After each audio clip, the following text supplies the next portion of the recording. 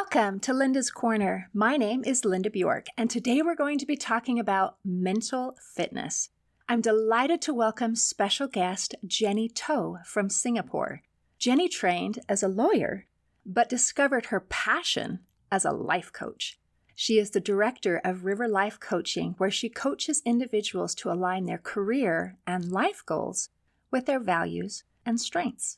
You can reach Jenny at River Life Coaching, and I'll include a link in the description. Welcome, Jenny. I'm so excited to be visiting with you today. Hi, Linda. Thanks for having me on your show. Oh, it is a pleasure, and I am so delighted.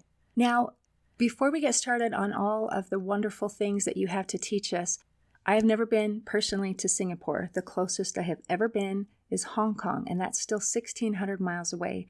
Would you tell me, what is it like in Singapore? Well, when people say Singapore and they try to look it up on the map, they're like, I can't see it. So that's why we also have this little name called where the little red dot. Then the little red dot. Virtually a dot. If you've been to Hong Kong, it's roughly similar. It's very cosmopolitan. There's a lot of buildings, but it is also very clean and safe. And it's a place I call home. Oh, that's beautiful. How lovely. It's delightful to be able to connect with people from around the world. It helps the world feel a little smaller, and it helps us to feel like we're all friends and we're all in this together. So what a beautiful thing. Well, thank you so much for sharing.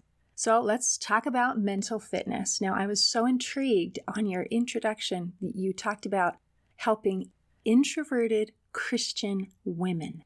And I thought that was such an interesting way to put it. And I would say I'm an introverted Christian woman, and it takes me effort to step outside of my comfort zone.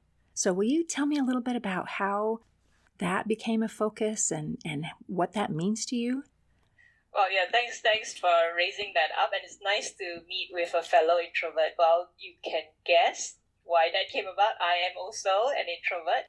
And to be honest, it's a double whammy because when I was a child, I was very shy. So there's a common misconception about introverts is that introverts are shy. That's not necessarily the case, as you would have known as well. But I was shy, and I'm also an introvert. But over the years, as I've grown up and become an adult, I've overcome the shyness. But I remain an introvert. So the meaning of introversion is not so much that you're shy and you're quiet, although that some introverts show that trait. It's more that you draw your energy from within. So let's just say, I'm giving a presentation to a large group of people. That's fine. I feel energized. I feel enthusiastic. But after it's done, I need to go away somewhere and recharge just by myself. So that's introversion. Whereas for extroverts, they get their energy being among people. They get energized that way. So that's just a simple description of introverts. Why am I coaching introverted Christian women? Is because I'm one. And I also found that in my career as an attorney, it was quite difficult being an introvert because a lot of times you are supposed to be outspoken, assertive. So it's pushing me outside of the comfort zone. I love what I did then. It's something I was good at. But at the same time, the energy, I felt an energy drain each time. So I needed to go within myself to find that rest and refreshment. So I coach introverted women simply because to tell them that, you can find your voice or define your success in your own way. You don't have to be loud. I think a lot of us try and push ourselves to be heard, just like the others, and then we find that our energy is drained. So you don't have to do it that way. Introverts are great in building one-to-one, close, intimate relationships. And that is what is really needed right now because all of us feel disconnected with our family and friends due to COVID. Yes, I love that. And I love the explanation between what an introvert and what an extrovert really are. Because I agree with you that there is a huge misconception that means that you're not able to reach out and connect. And you talked about you can talk to large groups, you can do great things. It just is that energy source that requires some peace and some quiet and some recharging. So thank you so much for that clarification. I'm sure a lot of people are confused about that. Can we talk about, you said that we have saboteur voices in our minds that tell us that we're not good enough and that we won't succeed. And how do we quiet that voice? Yes, I heard that voice come up a lot in my life because I tend to have a perfectionist trait. So, I feel that, especially when I'm starting out last year in my coaching business, I felt that, I am not good enough. I'm not ready to put this out there to everyone. What if someone thinks that, I'm a fraud or I'm an imposter? So those voices come up. And if you take a step back, this inner judge or inner critic isn't there to help you. It may sound like it's trying to protect you, but if you take a step back and really think about it, it's not helping you at all. It comes from your own self-doubt and insecurities. So how did I quieten that voice was to recall my purpose. So why did I make a shift from leaving my legal career to be a life coach? I'm a Christian. And after a lot of prayer and the Holy Spirit's prompting, I believe that this is my purpose, to help individuals also find out what their values are and to align their lives with their values. So for me, it's a heart-driven purpose, as a higher calling. And I kept reminding myself why I'm doing that. And that's how I calm down the inner judge voice and to focus on my purpose in order to be able to move forward. Wow, that's beautiful. And working for a purpose, that changes everything. Being able to have meaning and purpose and direction in our lives, and how that gives strength to be able to conquer those inner voices. And I have had those voices that just say, you're not good enough, you can't do this, you're never going to be successful. I've struggled with that forever. And it's a process to be able to work through. And I found that sometimes we just deal with it. We don't try to work through it. We just listen to the voices. And I think your idea of following, if you have a purpose, if you have meaning, if you have direction, and if you're trying to reach out and help other people, sometimes that helps us get over ourselves so that we can do something. So thank you. That is absolutely beautiful. And you mentioned the word imposter. And you talk about an imposter syndrome, and I thought that was a beautiful choice of words. I know I felt that way. I used the word fraud, where it feels like what I'm trying to portray on the outside as someone who is put together and, knows things and is worthy of your attention or whatever. And inside I feel like if they really knew that I am such a loser, there is nothing in here worth looking at. So that is amazing. Yes.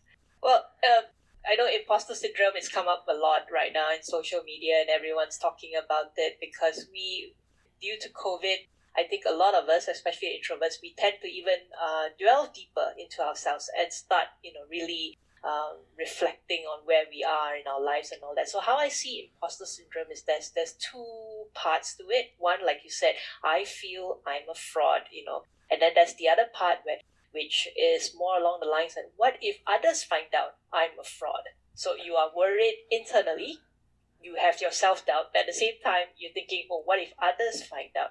And for me, as a perfectionist, that adds on another layer to it, because like I said, unless I feel something's really perfect, then only I'll be able to move forward. So I've learned over the years that you don't need it to be perfect. You just need it to be good. And even if it's not good, the area of growth is to try and just to learn and just to put it out there. And if you don't succeed, you learn from it. That's how we grow. By holding back and just having all this self-doubt, if you think about it, no one's going to benefit. If you want to help people like I do, and I hold myself back, I'm not able to help anyone. But if I put myself out there, like talking to you right now, Linda, and be vulnerable, your listeners here, they might resonate, they might agree with what I said, and they might feel encouraged that, we all have struggled with this imposter syndrome thinking. We all struggle with this inner judge who's very critical of us. So how do we move forward? we just remember to be kind and compassionate to ourselves. And for believers, remember how God sees us.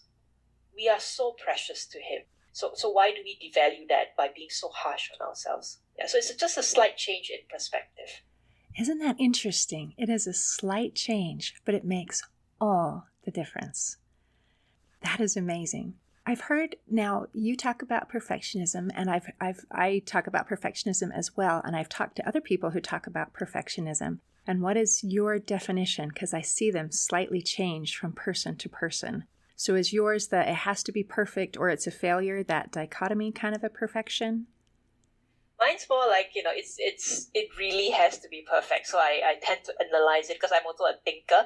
I tend to analyze it and did I cover all aspects of it before it goes out? Do I have my plan A, B, C, D? And if I don't have all that, then I'm not comfortable. So it's maybe my idea of it is I tend to overthink and the overthinking actually paralyzes me and I'm not able to put it forward. So right now, when I see myself overthinking things, then I'm like, why not just go ahead and try it out? What's the worst that can happen? Then, of course, I play with what's the worst that can happen. And sometimes it really can be that bad. But then I make it fun. It just goes spiral downhill. And then it just sounds so ridiculous that I'm thinking, actually, what's going on here? It's not going to happen that way. And that just makes that just makes that whole idea that it has to be perfect sound a bit silly. Yeah, and that's an area of growth for me. Oh, I love that. I find also sometimes if I say the things that make sense in my head, if I say them out loud, they do sound kind of silly. Like I've had thoughts like, for example, I am a believer and I feel like, God loves His children, except me. He doesn't love me because I'm not lovable. I was not lovable, obviously. And when you say that out loud, it sounds really silly. It's like He's playing a game. Like, I have a little doggy and he won't bite you and he won't bite you, but he will bite you. But somehow when I say it inside my head, oh, that made perfect sense. It made perfect sense for a long time. And so the idea of kind of taking those inner voices and saying them out loud can help us realize, that actually is a little bit silly. So coming to grips with perfectionism. So a lot of people feel like you do that they want to do a super good job. And I try to distinguish between perfectionism, which I put it as two ways. It's either perfect without flaw or it's a failure. So if it's not perfect, then I'm a failure. And those kinds of things are very challenging because we actually never can do something without any flaws at all. And then we feel like failures all the time. And so I think that's different than striving for perfection. I think it's wonderful to want to do a really good job. I appreciate people who want to do a good job. I like that better than people who are just slackers and whatever, it'll do. Some other people define perfectionism as waiting. Like, I will be happy when. I will be happy when, and putting happiness in the future rather than being happy now. So as we put all of those things together, however you define it, perfectionism is not our friend.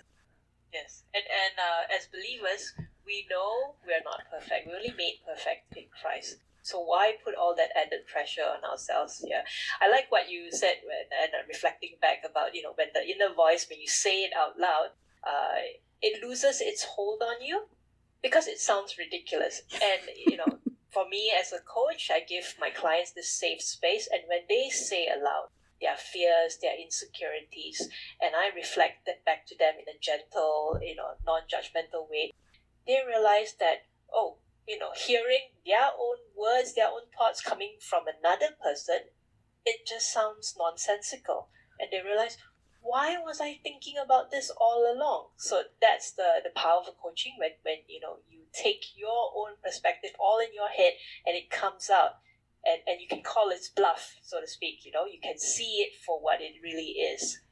That is beautiful. Calling its bluff. And sometimes our inner thoughts, they really are. It is a bluff. It is not true. It's not real. Our feelings are very, very real, but it doesn't mean that the thoughts behind them are true. And I think that's a distinction. It's not dismissing or belittling that someone feels a certain way. It's finding the root of those feelings and Yes. saying, that actually is not the problem that you think it is. Yes. And like what you said, Linda, I am unlovable. God doesn't love me. And you can ask yourself, is this true? I guess for someone who's really hijacked by this feeling, they will say, yes, it is true. But then you probe that person a bit more. Is it true all the time? And if the person still says, yeah, it's true all the time, then you bring that person back to an experience, maybe from a childhood where that person really felt loved. I mean, you have to be careful depending on the childhood of that person, but you bring that person to a happy experience where that person really felt love, could be loved by a pet. And then you ask this question again, is it true that you're not lovable?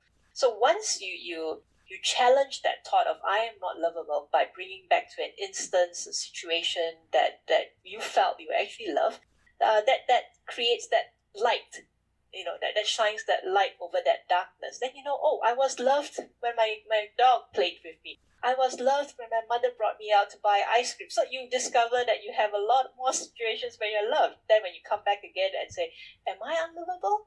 No, that's not true. Some people don't like me, but that's fine. It doesn't make me unlovable, full stop. So the issue is we are all so busy. We don't really take this time to reflect. And when you have strong emotions, you tend to be hijacked by it, and then your thoughts go spiraling downhill, and it just gets more and more negative. But if you're able to suspend judgment over that thought, suspend the whole over that thought, and just ask a simple question, is this true all the time? Is this true all the time? Is that your go-to for each thoughts that we have? I wish I said that I myself have all the time to do that. But what I do is that when I feel the negative emotion, it shows up in our body. So when I realize that if my shoulders are tensing up, I know it's stress. So I'll just stop and I take deep breaths and I ask myself, where is this stress coming from? And sometimes just doing that, you realize that, oh, okay, this stress could be caused by this conversation with this difficult person. Then you take a step back and see how better you can communicate with this person, rather than I'm stressed, I still have to talk to this person, it just gets worse. So it's just a matter of pausing, a bit like short-circuiting that emotion. I'm not saying you don't acknowledge, you don't feel that emotion, but short-circuiting your immediate reactive action, taking a pause and then choosing a proactive action, one that is more beneficial for you, that's calmer, that's more peaceful. So again, that takes a lot of discipline and like physical fitness, you need to exercise regularly. So for mental fitness, you need to practice this pausing, taking deep breaths and actually questioning your thoughts instead of just taking them as the absolute truth. So I wish I can say I have time to stop and say, is it true? But no, I have time to at least just pause and take the deep breath and just calm myself down. Yeah. That is fantastic. So I'm recognizing a pattern of becoming aware and doing some little self-analyzing and also working on we can spend our whole lives just running on subconscious programs. You just react. We just react. It just comes naturally. And to be able to make that switch into using our conscious mind and choosing rather than just reacting. And that does take some awakening, because the autopilot that we just run on, it runs really easy. I mean, someone can say something and I can react. And I didn't even think about it. I just did it. And to stop and to become aware and then to realize, oh, wait, I don't have to just react. I get to choose my response. And that's a beautiful thing. Yes. And a lot of people say, I don't have a choice in this. But the fact that you say you don't have a choice in this, you're making a decision not to act. So it's just trying to see. We all have choices. When you say that, I have no choice, I have to do this. Really? Again, really? Don't you have a choice? I mean, there are difficult circumstances where you feel that your choices are limited. But still, you can make a choice as to how you want to look at it. Do you want to look at it to see that, this is it, I'm stuck, there is no way out? Or do you want to look at it at, yes, this is a difficult season in my life right now, but I trust there will be an end to this difficult season. And, I will get out of it. So it puts things in a different perspective. So your choice can be the way I look at it. That is incredible. And that reminds me of Viktor Frankl's book, Man's Search for Meaning, where he was you talked about choices, and you're right, sometimes our choices are limited for real. And he was in a concentration camp. His choices were very, very, very limited. But he said, even when our choices are limited, there's still one choice that we have, and that is how we respond. And that choice, nobody can take away. They couldn't even take that away in the prison camps. Yes. But again, that takes a lot of discipline, a lot of mental discipline. And also, you are very grounded. He was very grounded in his beliefs. So when a person is very grounded in their beliefs and also their values and their purpose in life, difficulties come, but you keep the values and the purpose as your compass. So you know that, it's still a journey, there's hardship, but as long as you know where you're going, it somehow makes the journey lighter. Yeah. That is amazing. So I think then a very important process is to find our purpose and our values and what matters to us. Something to be grounded, something to connect to, something to be grounded, something that gives us strength. Like as believers, part of what gives me my strength is my belief in God and belief in a purpose in life. So having something like that is very helpful to get plugged into, to give a place of grounding, a foundation. Yes, that's true.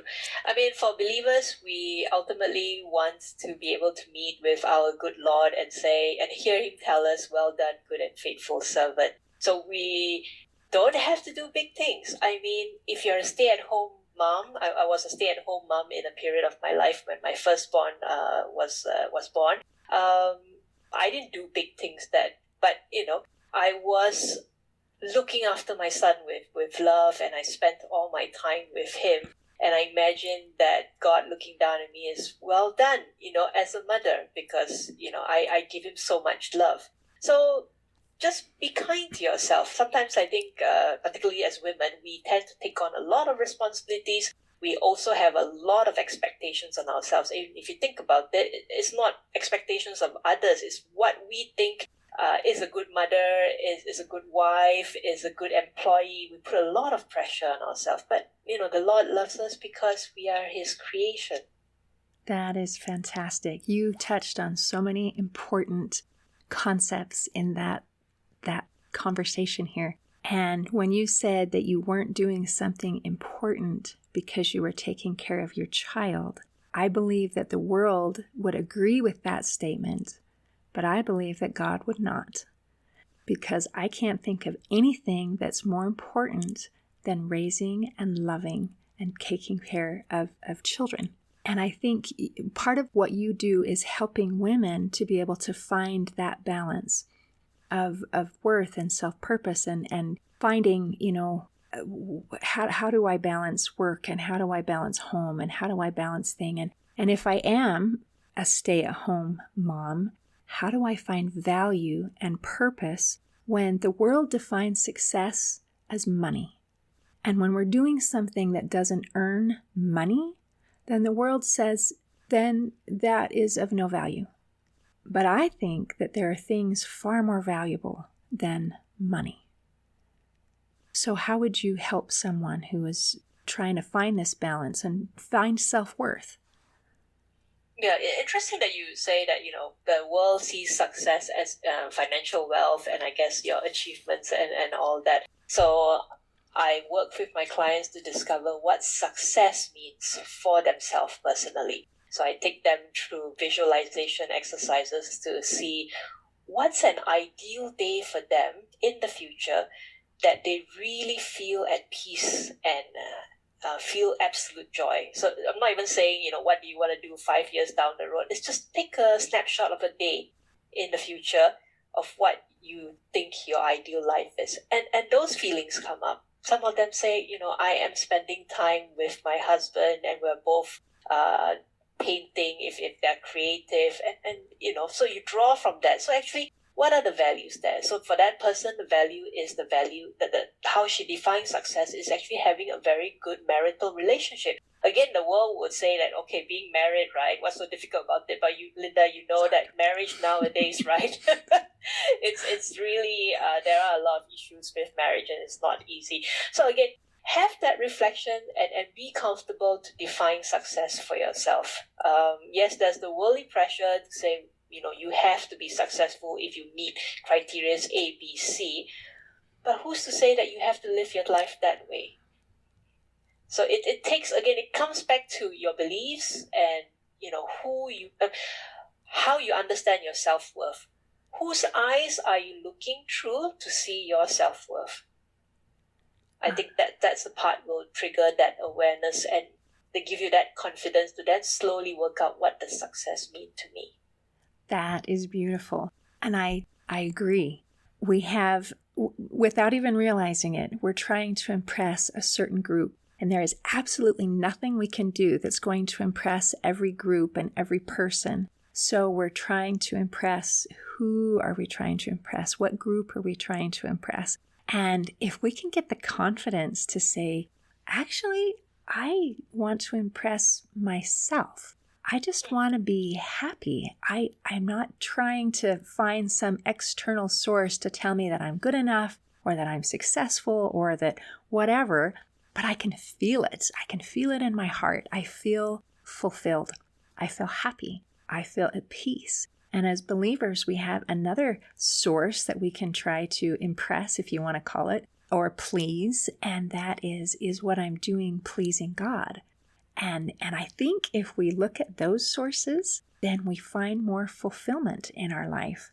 Because money is great. Money's great, but it isn't the answer to everything. There are so many other things in life that bring fulfillment and joy and peace.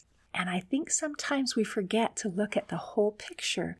We get caught up in trying to impress what other people say is success. That's beautiful, Linda. And then when you were sharing that, the words audience of one. So like you said, am I doing this for myself? So again, it's an audience of one. And then if am I doing this for God? It's an audience of one. And if you are just thinking maybe you're doing this for your child, then your child is that audience of one. So it just makes it more focused. And, you don't have to please everyone. You just have to please that audience of one, which can be yourself, which can be God, or which can be, a loved one. Yeah. Oh, I like that. There's a line in the movie called The Greatest Showman where it says, you don't have to make everyone love you, just a few good people. So that's beautiful. An audience of one. I love it. I love it. I really appreciate this time and I'm glad that we can have this candid conversation. A lot of things have come up, like you said, and we could go on talking and talking about all the things that affect women. And you can see that I'm based in Singapore, you're in the States, but there are common issues that women grapple with. Yes, because we're both human. And we have humans all around the globe. And even though we're in different locations and we may have different hair color and eye color and whatever, it doesn't matter. We still have some commonality that we're all people. And we have thoughts and we have feelings and we have needs. And those things are pretty universal. Yes, amen to that. Very good. Oh, well, thank you, Jenny. This has been an absolute pleasure. Oh, thank you, Linda. Thank you for having me. In closing, I'd like to share a quote by psychologist Abraham Maslow. He said, in any given moment, we have two options: to step forward into growth or to step back into safety. Today, I invite you to step forward into growth. See you next time on Linda's Corner.